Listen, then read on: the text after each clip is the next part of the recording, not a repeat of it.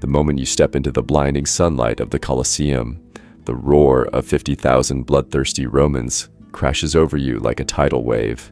Sweat pours down your back as you realize this is not a game, and you are not a hero. You are prey thrown into a pitiless spectacle, where death is entertainment and mercy is a forgotten word. The sand beneath your feet is sticky with the blood of men who thought just like you that they might survive. But the odds are stacked so cruelly against you that even the bravest souls would tremble. You barely have time to adjust to the suffocating heat and the smell of iron and fear before your first opponent appears. He is not the lumbering brute of Hollywood movies, but a wiry, scarred veteran with eyes like a wolf. He spent years training for this moment, perfecting the art of killing in front of a crowd. You, on the other hand, have never even held a gladius, the short stabbing sword of the Roman arena. Your armor is heavy, awkward, and designed as much to expose you for the crowd's amusement as to protect you. The helmet restricts your vision, the shield is too small, and the crowd wants blood, your blood. The gladiator circles you, testing your reactions. You try to remember what little you know about Roman combat, but it's useless. The reality is far worse than any story. Gladiators are divided into classes, each with their own weapons and tactics. Some fight with nets and tridents, others with curved swords or massive shields. The retiarius, for example, will entangle you in his net and spear you like a fish. The myrmillo, with his heavy armor and broad shield, will batter you until your bones crack. You don't get to choose your opponent, and you certainly don't get to choose your weapon. The organizers want a show, and they want it brutal. You try to keep your distance, but the arena is designed to trap you. The sand is raked to hide pits and obstacles. One wrong step, and you'll fall helpless as your opponent closes in. There are no rules, no referees, and no second chances. If you drop your weapon, you're dead. If you turn your back, you're dead. If you hesitate for even a heartbeat, you're dead. The crowd screams for action, and the emperor himself is watching, ready to give the signal for mercy or death with a flick of his thumb. Your opponent feints left, then slashes right. The gladius is razor sharp, and you feel the bite of steel as it slices through your exposed thigh. Pain explodes in your leg, but you can't stop. Blood pours down your leg, making the sand slippery. You try to raise your shield, but it's too heavy. Your arm is already numb from the weight. The veteran grins, circling closer, waiting for you to make a mistake. This is the reality of the Roman arena, a place where survival is measured in minutes, not hours. Gladiators rarely lived to see old age. Most died in their first few fights, cut down for the amusement of the mob. Even the best fighters lived in constant fear, knowing that one slip, one unlucky blow, could end everything. The medical care was primitive at best. Wounds, festered infections spread, and the stench of death hung over the barracks like a curse. But the physical dangers were only part of the horror. The psychological torment was just as brutal.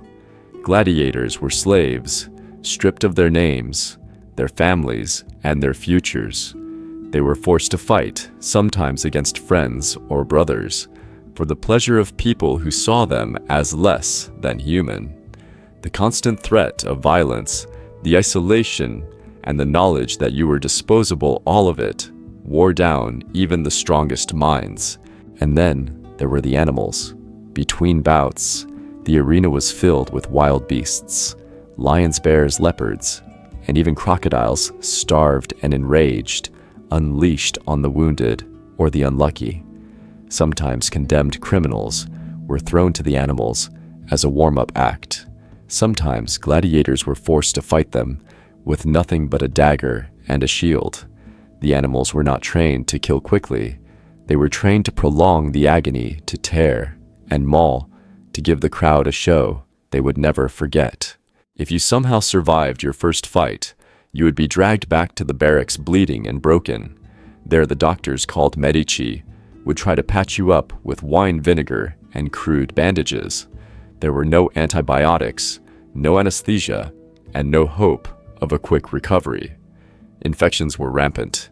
Amputations were common. If you couldn't fight, you were worthless, and the organizers would find a way to dispose of you. But perhaps the most terrifying aspect of life as a gladiator was the utter lack of control. You were property bought and sold like cattle. Your fate was decided by the whims of the crowd, the emperor, and the gods. You could be forced to fight every day, or left to rot in a cell for weeks. You could be sent to the arena with a wooden sword symbolizing mercy, or with nothing at all. The only certainty was that sooner or later you would die, and your death would be cheered by thousands. But the nightmare of the arena didn't end with the blood on the sand. If you survived, you'd be herded with the other battered fighters into the dim, fetid cells beneath the Colosseum. The air down here was thick with the stink of sweat, fear, and festering wounds. You'd hear the groans of the dying, the muttered prayers of men who knew they'd never see daylight again, and the distant muffled cheers of the crowd above, reminding you that your suffering was someone else's entertainment. Sleep would be a luxury. The barracks were infested with lice and rats, and the constant anxiety made rest nearly impossible. You'd lie awake, replaying every moment of the fight in your mind, haunted by the faces of the men you'd killed, or the ones you'd watched die. The next morning, you might be summoned back to the arena, your wounds barely scabbed over, to face another opponent. There was no time to heal, no time to train, only the relentless cycle of violence and pain. You'd quickly learn that the games were not just about survival, but about spectacle. The organizers delighted in inventing new and more horrifying ways to kill. Sometimes you'd be forced to reenact famous battles or mythological stories dressed in elaborate costumes and given weapons that were more for show than for killing. Sometimes the odds would be stacked so grotesquely against you, one man against five, or a handful of half-starved prisoners against a chariot armed with blades, that survival was almost impossible. And the crowd was insatiable.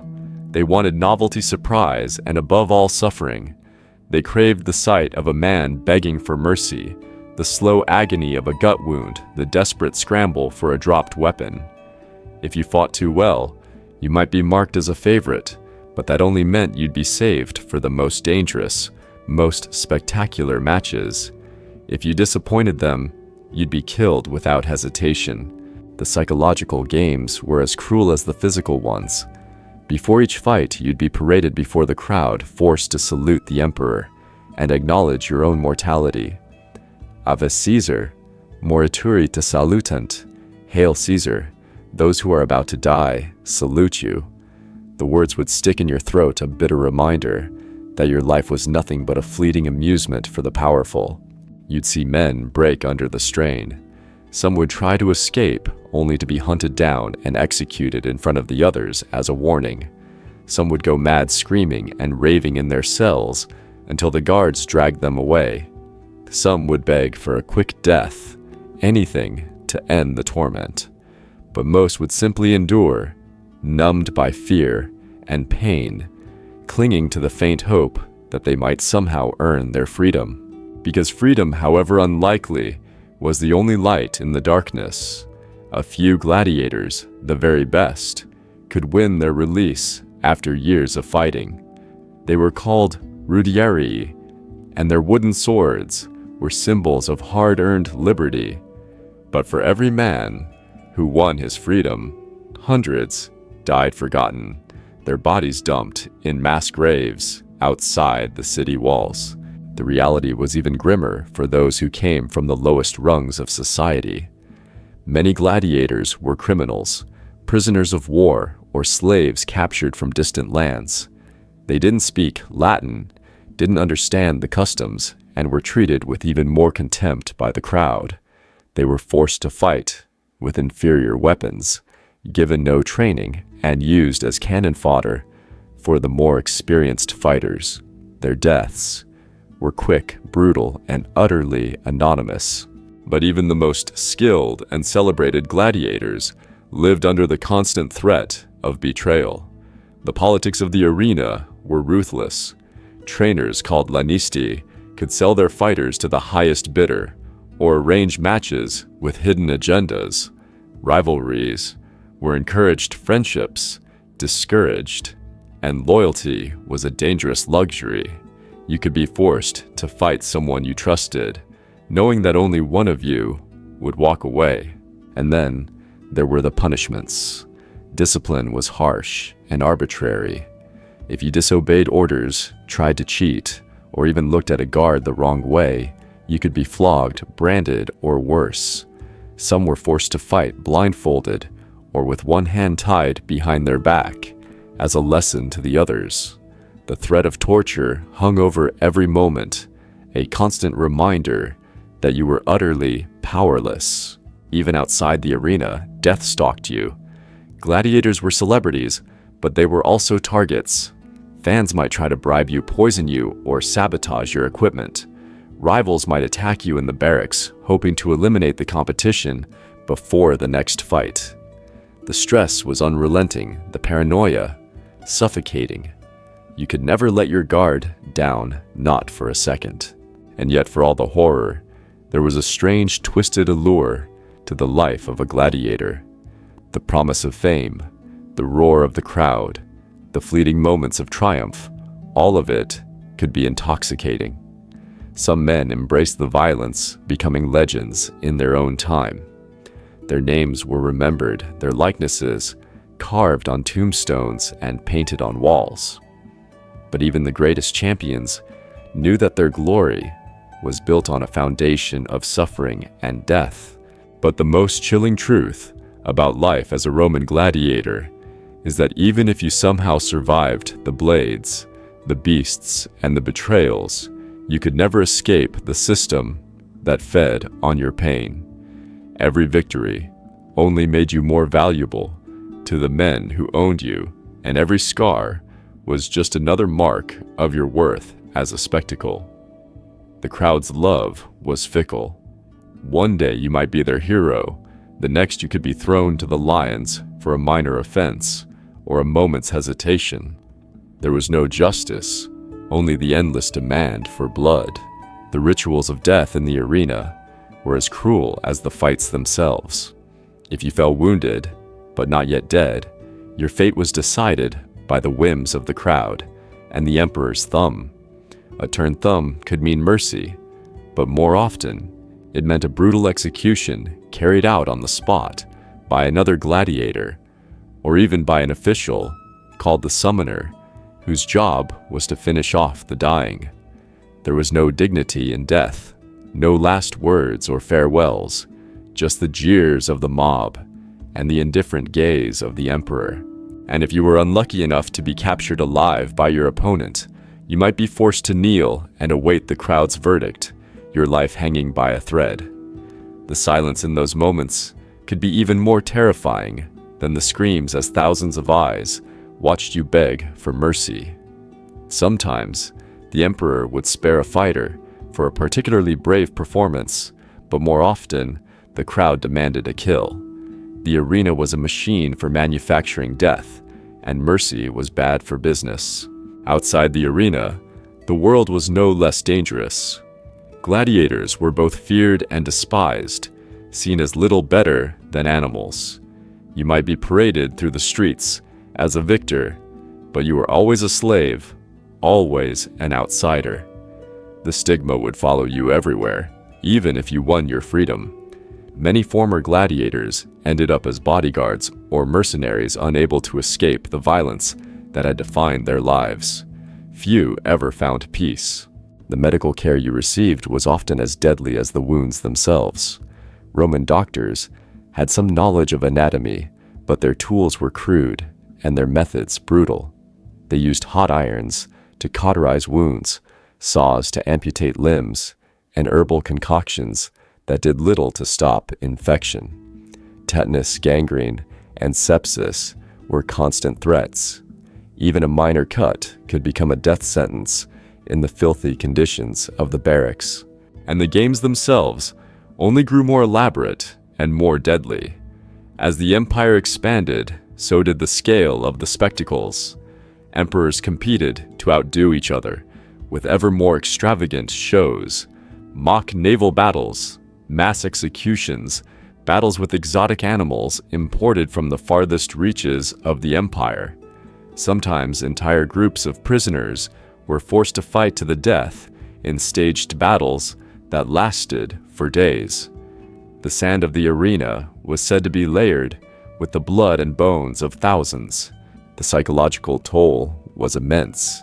Gladiators lived with the knowledge that their lives could end at any moment for any reason. Many turned to superstition, carrying charms or praying to strange gods in hopes of gaining an edge. Others simply gave up drifting through their days in a haze of fear and resignation. Suicide was not uncommon, and some fighters would deliberately throw matches, preferring a quick death to years of torment. But perhaps the most terrifying aspect of all was the way the games warped the values of Roman society. Children grew up cheering for executions, women placed bets on who would die next, and emperors used the arena to distract the masses from the real problems of the empire. The suffering of the gladiators became a kind of currency, traded for political power and public favor. The games were a mirror, reflecting the darkest impulses of the human soul. If you imagine yourself in this world, stripped of your rights, your name and your future, it becomes clear why you wouldn't survive 24 hours. As an ancient Roman gladiator, the odds were never in your favor, not in the arena, not in the barracks, not even in the fleeting moments of victory. Every breath was borrowed, every heartbeat, a countdown to oblivion. The Colosseum was not a place for heroes, but a factory of nightmares where hope died with the men who fought for their lives on its blood-soaked sand. That's why if you ever found yourself standing beneath the shadow of the Roman arena, you'd pray for a quick end, because the only thing worse than dying in the Colosseum was surviving long enough to fight again.